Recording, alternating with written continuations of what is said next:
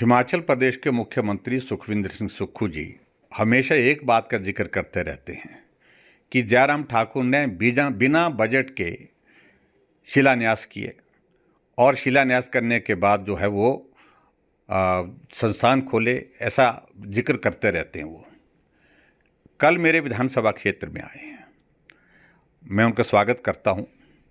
मैं व्यक्तिगत रूप से वहां पर नहीं रह पाऊंगा, लेकिन कल के कार्यक्रम में जिसका उद्घाटन करने के लिए आए हैं, इसका शिलान्यास मैंने किया था।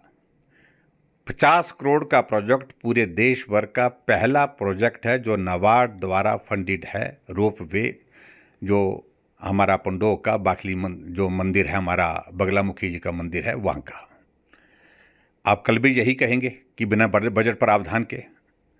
मैं उनकी जानकारी के लिए ये दुरुस्त करना चाहता हूँ कि ये नाबार्ड का पूरे देश का पहला प्रोजेक्ट है जिसको पैसा उनने दिया, शुरुआत की। और हिमाचल प्रदेश में मुझे लगा कि सबसे पहले शुरुआत जो है ऐसी जगह से होनी चाहिए जो पवित्र स्थान है, पूजा का स्थल है और धार्मिक दृष्टि से भी हमारे लिए महत्वपूर्ण है, पर्यटन की दृष्टि से भी महत्वपूर्ण है।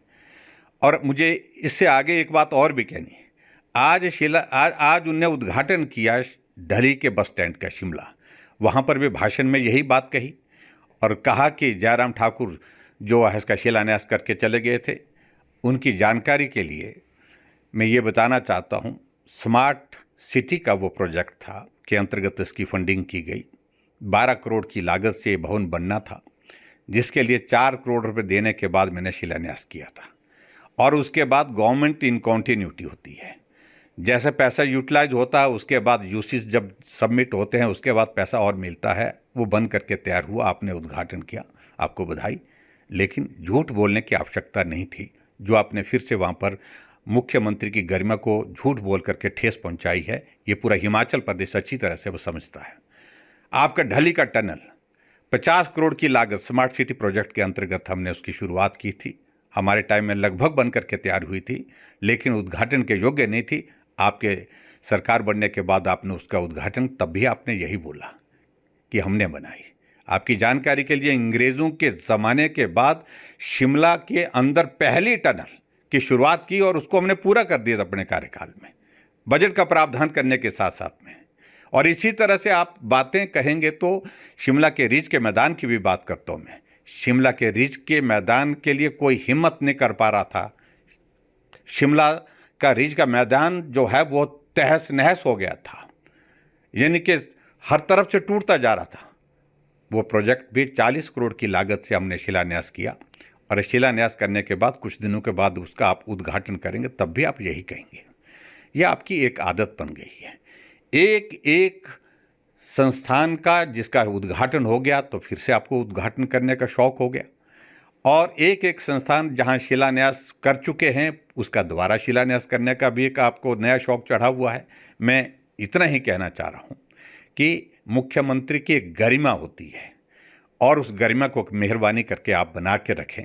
आपने आईजीएमसी में जा कर के भी यही किया, चाहे वो ट्रॉमा सेंटर की बात है, चाहे ओपीडी ब्लॉक की बात है, चाहे वो अहौर का हमारा टूरिज़्म का प्रोजेक्ट है, फिर से शिलान्यास करने के लिए पहुँचे आप। और खुद तो आप इस बात को भी सोचिए कि हमने तो ओकओवर में भी कुछ छोटी छोटी चीज़ें की थी, एडिशन की थी। कहीं अगर हमारे नाम की अगर पट्टिका लगी, वो भी उखाड़ करके आपने कूड़ेदान में फेंकी।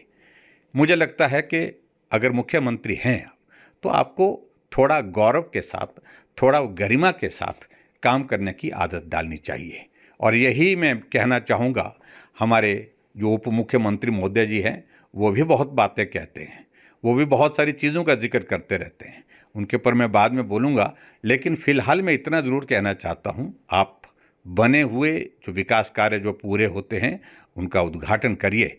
लेकिन 2 वर्ष का कार्यकाल आपने हिमाचल प्रदेश में काम को बंद करने के सिवाय संस्थान को बंद करने के सिवाय और कुछ नहीं किया है। अभी एक भी प्रोजेक्ट आपकी तारीख में, आज की तारीख में आप बता नहीं सकते, ना आपका कोई सरकार का आदमी बता सकता है जिसका शिलान्यास आपने किया हो और उसके बाद उद्घाटन आपने किया हो।